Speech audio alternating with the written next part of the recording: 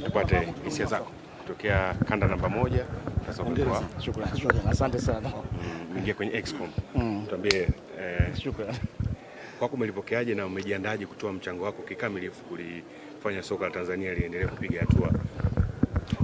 Kwanza naomba nishukuru Mwenyezi Mungu kwa siku ya leo, siku ambayo ilikuwa ni siku yangu ya uchaguzi ambao kanda yetu namba 1 ilibaki wazi baada ya mwenzangu kujiuzulu, lakini leo kama mkutano mkuu imethibitisha mimi kurejea katika nafasi ya kamati utendaji na niasa kama kanda namba 1 kuangalia jinsi gani tunafanya maendeleo katika kanda yetu ambao tuna mkoa wa Dar es Salaam, Lindi, Mtwara, Morogoro pamoja na Pwani. Sasa mimi kama mwenyekiti wa Dar es Salaam, zile mikoa zipo karibu, na kabla hapo nilikuwa kama mjumbe wa kamati utendaji kwa mazingira ya mikoa yote najua, na nipo tayari kufanya kazi na wenzangu wenye vitiki wenzangu hasa kuleta maendeleo katika mikoa yetu na mpira wetu kwa ujumla wa Tanzania. Ulikuwepo kwenye kamati ya utendaji. Lakini sasa wajumbe wamekuwa na imani na wao kurudisha. Labda watu wa kanda namba 1 na hususan wadau wa mpira wa soka mkoa wa Dar es Salaam wategemea kitu gani hasa kwa tena kwenye kamati ya uchaguzi?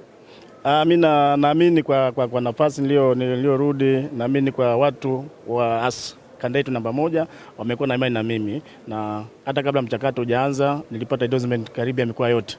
Ndani ya mikoa yote walinipa endorsement.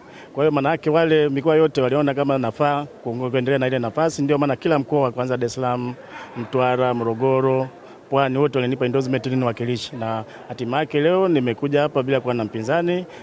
Tumekubaliana kwa wakati mmoja tufanye kazi kwa pamoja ili tuweze kuinua mpira wetu, na hasa unajua kanda ile ndo tunakuwa na vilabu vikubwa, tuna timu nyingi katika ligi kuu.